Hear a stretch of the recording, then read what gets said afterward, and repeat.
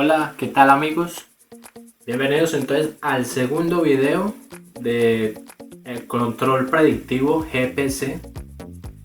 En este video vamos entonces a abordar lo que dejamos inconcluso en el video pasado. Vamos a ver cómo es que funciona la respuesta libre acá en el control GPC. Entonces les doy la bienvenida nuevamente pues a la clase. Recuerden que esta es una clase de la página controlautomaticoeducacion.com y mi nombre es Sergio Castaño. Vamos a darle entonces continuidad a lo que veníamos viendo en el video pasado. Recordemos, vuelvo y reitero, la importancia de primero ver el video pasado obviamente y ver también cómo es que funcionaba el control predictivo DMC. Muy bien, entonces vamos a continuar, vamos a ver cómo calcular la respuesta libre del control predictivo GPC. Si recordábamos, nuestra ecuación de predicción venía dada por esta expresión, ya habíamos llegado a ella, ya habíamos visto pues que mi Y predicha, que por eso tiene este gorrito, ya que estoy prediciendo la salida. Esto quiere decir que estoy prediciendo en el instante actual, estoy prediciendo lo que va a suceder en el futuro. J muestras en el futuro, este J va a ser mi horizonte de predicción.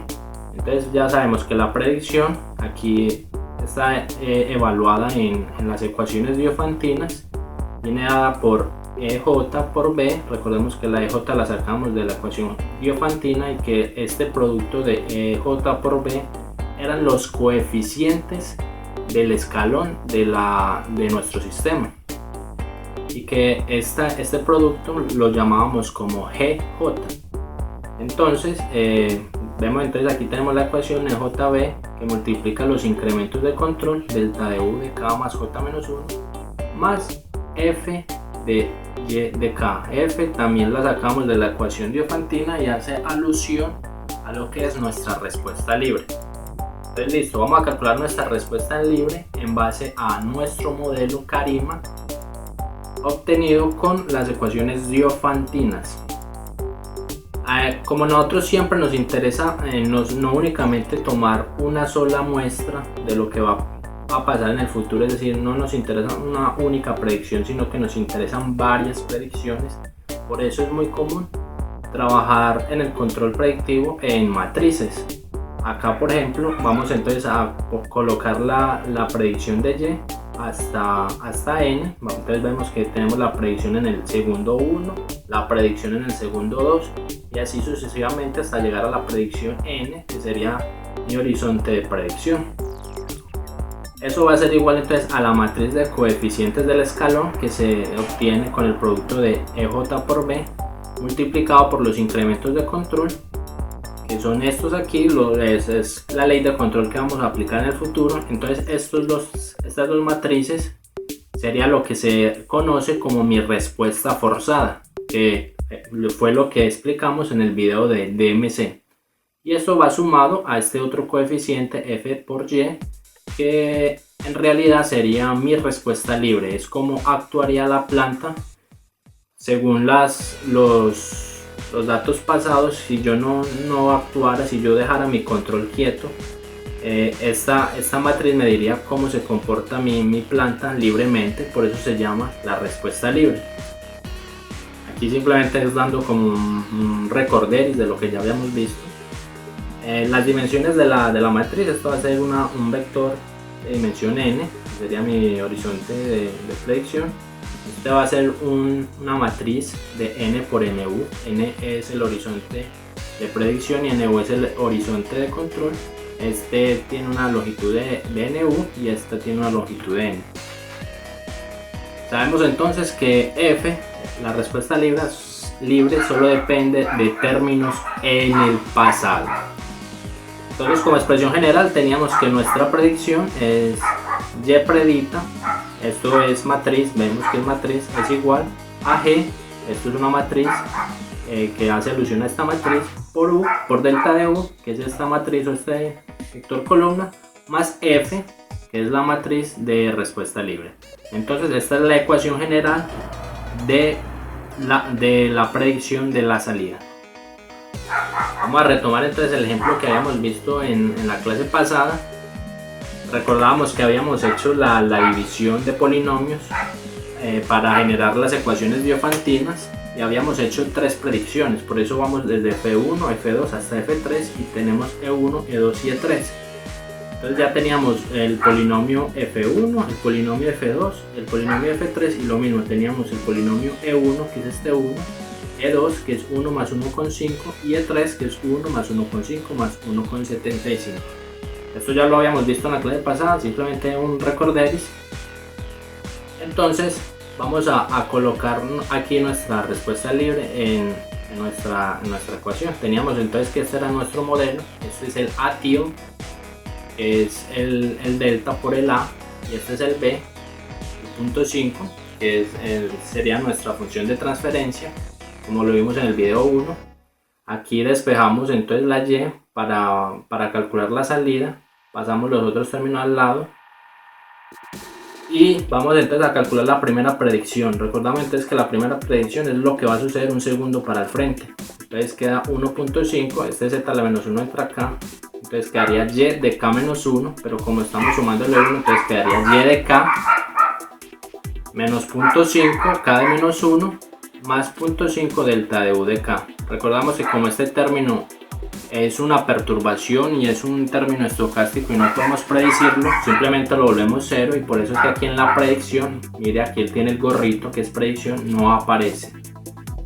Entonces nuestra predicción número 2, simplemente aumentamos en 2 nuestras señales. Ya habíamos visto cómo calculábamos esto. Nos daba este término, si lo recordamos esto es exactamente el mismo término que nos dio en el video pasado, y nuestra predicción 3 vendría por esta expresión. Una vez ya tenemos las 3 predicciones que veníamos haciendo en el ejemplo pasado, vamos a colocarlo entonces en las matrices, en representación matricial. Acá teníamos entonces que vamos a tener las 3 predicciones. Tenemos entonces la matriz G, que viene dada por lo que acompaña los delta de u, o sea, en la predicción 1 sería el punto 5, este punto 5 aquí, 0, 0. En la predicción 2 los que acompañan el delta serían entonces 0.75 delta de u más 0.5 delta de u de k más 1. Entonces aquí tenemos el 0.75 y 0.5. Y por último la predicción 3, comenzamos aquí en 0.875 delta de u, aquí lo tenemos, 0.75 que es este, delta de u de k más 1, y por último 0.5 delta de u k más 2. Aquí entonces tendríamos lo que es nuestra respuesta forzada, y por último nos sobran estos términos que son términos del pasado, que serían mi respuesta libre. Acá entonces serían mi vector f, mi polinomio f que habíamos calculado con las ecuaciones diofantinas, que sería 1,5 menos 0.5, lo vemos aquí sería 1.75 menos 0.075. Vemos que es todo lo que acompaña la y la y son términos pasados, y que es el término actual, y y de k menos 1 que es la y pasada. Aquí en este ejemplo, como nuestra función de transferencia tenía en el numerador solo un 0.5, o sea tenía una ganancia, no tenía 0, entonces por eso aquí este vector es 0, que son nuestras acciones de control pasadas. Cuando ya tengamos ceros, aquí nos va a aparecer otros términos que van a hacer relación a términos de control pasado. En este ejemplo, por ejemplo, no aparece, pero cuando tengamos más términos en el numerador, en B, nos va a aparecer que vamos a tener así términos como por ejemplo este punto 5, pero acompañado de delta de u de k menos 1, delta de u de k menos 2 y así sucesivamente. Igual en el ejemplo, en el próximo video vamos a ver ejemplos que tengan este tipo de términos, y vamos a ver que esta matriz va a aparecer, que acompaña las acciones de control pasado. Aquí entonces tenemos nuestra matriz que conforma nuestro sistema. Aquí le hago la representación matricial. Entonces vemos que la y es esta y, tenemos la g que es la matriz de coeficientes, sería esta g, el delta de u es este u, f de z a la menos 1 por y es nuestra respuesta libre, nuestra ecuación de Fantino, nuestro polinomio f. Y por último, g' de z1 menos delta u de t menos 1, que son nuestros controles pasados que hicimos en el pasado. Que aquí en este caso nuestro ejemplo es 0. Pero entonces se calcularía así. Aquí tenemos que la y es este vector columna de t más d más 1. Este d hace alusión al retardo. Siempre empezamos 1 después del retardo, porque es importante que el retardo no lo vamos a tomar en cuenta cuando los sistemas o nuestra planta tienen retardos.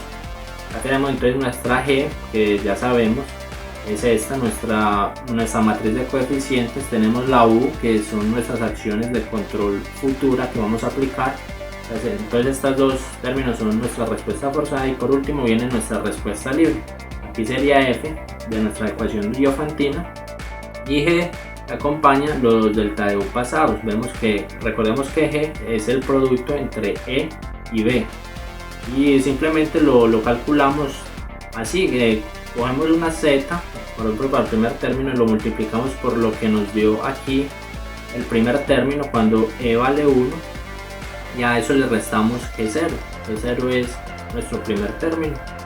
Lo que nos dé esa resta nos va a dar un polinomio en z a la menos 1.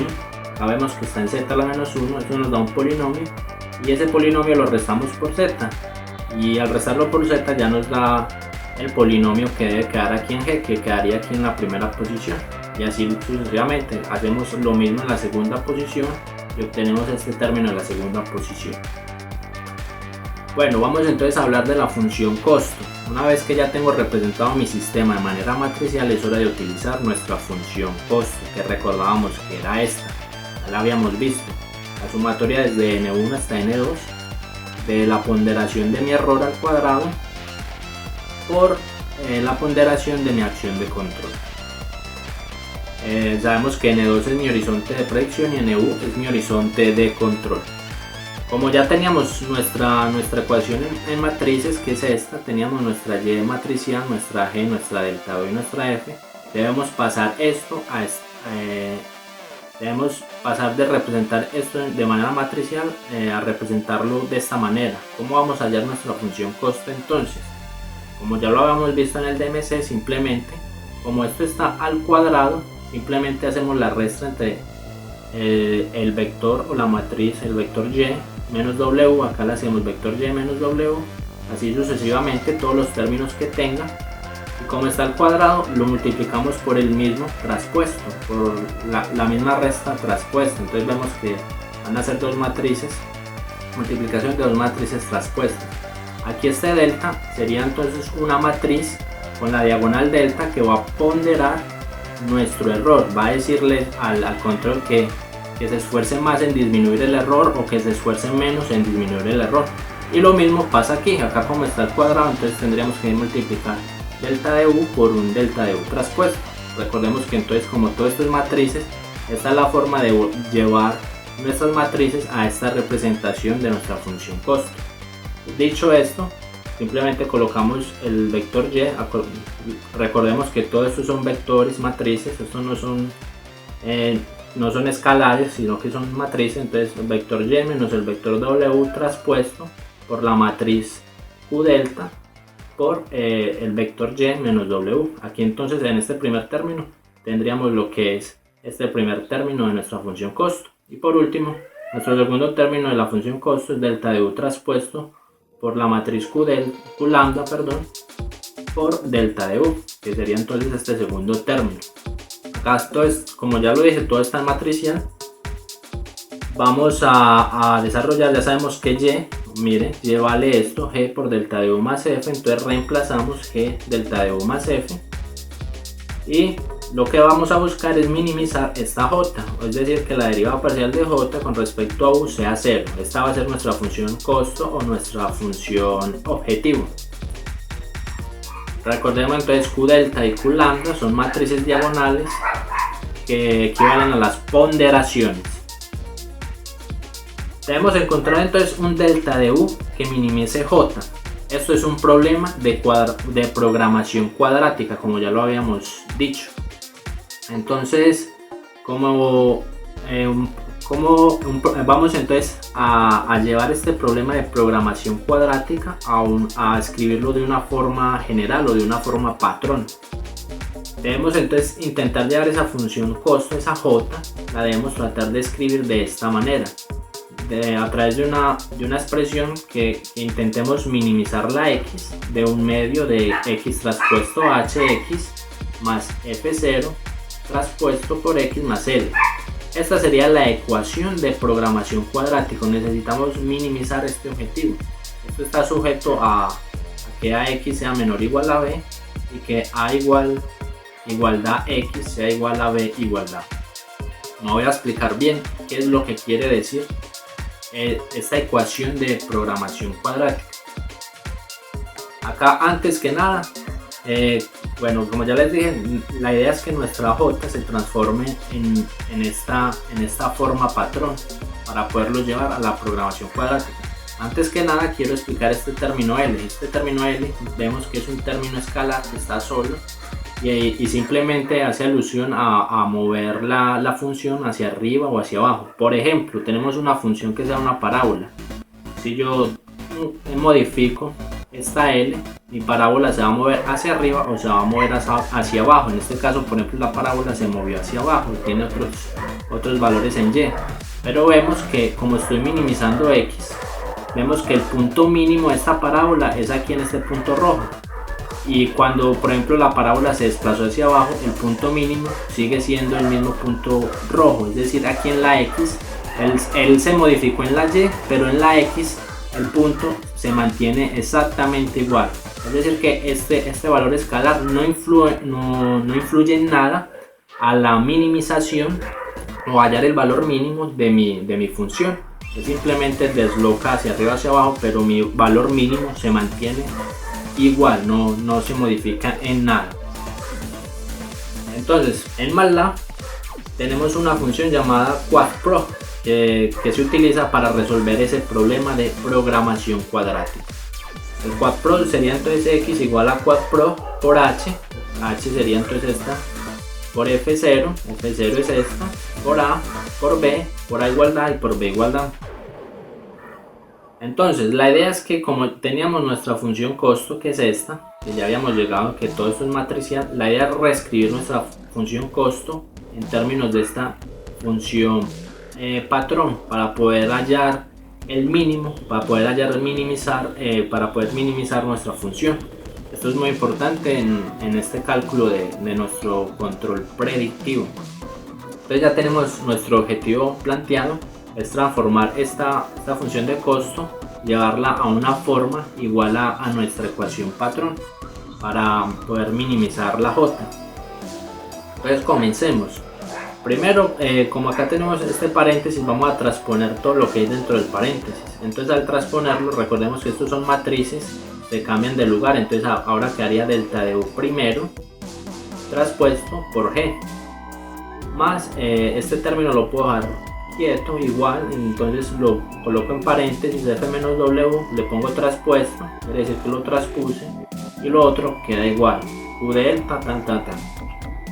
Aquí luego voy a aplicar entonces distributivo, multiplico este por este y así este por este y por este. Vamos entonces a destruir estos paréntesis y me quedaría esta ecuación, sería entonces delta de u por g por q delta por g por delta de u, que simplemente sería multiplicar este y por este. Entonces tenemos este primer término y así sucesivamente. Pues esto ya es álgebra, ustedes lo pueden hacer rápidamente. Vamos entonces a reescribir aquí este término. Yo le puedo aplicar la traspuesta. Entonces si yo le aplico la traspuesta a este término, como q delta simétrica, me va a quedar entonces, recordemos que si aplico la traspuesta, entonces el último término queda de primero, f menos w traspuesto q delta, g traspuesto queda en g y delta de u traspuesto queda en delta de u. Porque transpuse este término, la idea de transponer este término es que quede igual a este otro término que está al lado, y entonces yo podría sumar esos dos términos. La idea es ir reduciendo lo más posible esta ecuación.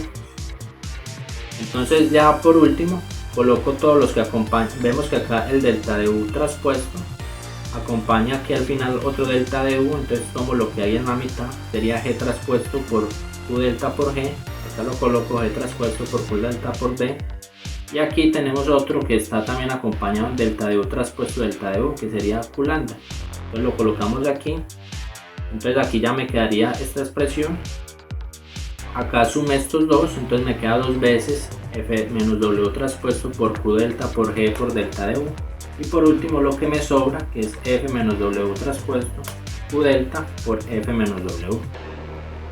Listo, este término aquí hace alusión a esta L aquí. Vemos que ya estamos llevando nuestra ecuación a la representación patrón. Y como yo lo dije anteriormente, esta f solo me va a mover hacia arriba o hacia abajo y no me va a influenciar en nada el cálculo de mi valor mínimo. Entonces yo puedo despreciar esto aquí, lo puedo volver cero, esto no me interesa. Y aquí en verde es como la parte que me interesa. Entonces esta es la parte que voy a llevar a convertirla en esta expresión. Vemos que aquí ya prácticamente la tengo. Igual solo me falta incluirle un medio. Entonces aquí tenemos entonces la parte verde que me interesaba. Vamos a multiplicarla por un medio para que aparezca este un medio aquí. Y me quedaría entonces la ecuación de esta manera. Un medio de delta de u de t por todo este término. Entonces vemos que aquí ya me quedó exactamente igual, donde delta de u de t sería esta x traspuesto. Todo este término haría alusión a la h, que es esta h, delta de u sería entonces mi x. Todo este término aquí sería mi f0 traspuesto. Y por último, delta de u sería mi x. Aquí ya llevo entonces la j a la expresión patrón y ahora yo podría minimizar mi función costo a través de MATLAB utilizando la función QuadPro. Pero vamos entonces a dejar algo claro aquí. Para un caso en que no tengamos restricciones, no es necesario usar funciones de programación cuadrática como el QuadPro, ya que podremos calcular el resultado analíticamente, derivando parcialmente la función de costo j, tal y como vimos en el video del DMC. Acá cuando no tenemos restricción, por razones educativas y como para entender el funcionamiento, lo primero que vamos a hacer es omitir las restricciones. Una restricción es que es, por ejemplo, una válvula de un tanque solo puede abrir de 0 a 100, eso es una restricción, no puede abrir 150%, es imposible, tiene una restricción. Podríamos tener también, por ejemplo, un tanque que el proceso exige que él solo se llene hasta un 45% de su capacidad, entonces esa sería otra restricción. Las restricciones en realidad son problemas reales que suceden en nuestra industria, y estos problemas sin restricciones realmente solo quedan muy enfocados o muy llevados hacia el nivel académico, que realmente a nivel práctico no tienen mucha utilidad. Pero igual, como aquí estamos aprendiendo, entonces nosotros lo que primero que vamos a hacer es aprender primero sin restricciones, que es el caso más sencillo. Y en próximos videos estudiaremos el caso de las restricciones, donde entonces tendremos que usar esta función de mínimo y tenemos que llevar nuestra función de costo a esta representación para poder usar el QuadPro. Aquí lo quise simplemente mencionar como para explicarlo, pero entonces vamos a utilizar en esta primera sección de la página controlautomáticoeducación.com, vamos a utilizar entonces esta primera entrada solo para entender cómo funciona el problema sin restricciones. Entonces sin restricciones simplemente nosotros tendríamos nuestra ecuación de costo, nuestra ecuación objetivo, y la idea es que la derivada parcial de esta j de 0, entonces derivamos parcialmente con respecto a toda esta ecuación, nos da la siguiente expresión. Ya lo habíamos hecho en el video de DMC, como lo recalco aquí, lo he recalcado muchas veces. Y por último entonces tendremos que nuestra acción de control vendría dado por esta ecuación, delta de u es igual a menos g traspuesto por q delta por g. Todo esto, aquí puedo cambiar este signo modificando aquí el orden de este paréntesis. Y por último entonces mi delta de u viene dado por esta expresión. Delta de u entonces sería mi acción de control, lo que voy a aplicar en mi planta. Recordemos que es delta de U. Delta de U es un incremento de control o es una diferencia de control. Aquí tenemos delta de U es mi control actual, U de T, menos mi control pasado. Entonces este U de T es el control que vamos a aplicar en la planta. Entonces simplemente lo despejamos. U de T es igual a delta de U más mi U pasado. Entonces ya sabemos, este delta de U lo calculamos con esta expresión aquí. Aplicamos esto, ya conocemos todas estas matrices, recordemos que todos son matrices. Y eso se lo sumamos a mi control pasado. El control pasado pues yo ya lo apliqué, entonces yo ya lo conozco, entonces lo puedo sumar. Y así obtengo mi señal de control. Y esta señal de control se la vamos a ir a aplicar a nuestro proceso. Amigos, entonces aquí queda explicado cómo funciona la función costo en un control GPC. Espero les haya servido este video y no olviden ver el siguiente video, que también es el último para cerrar aquí la temática de GPC.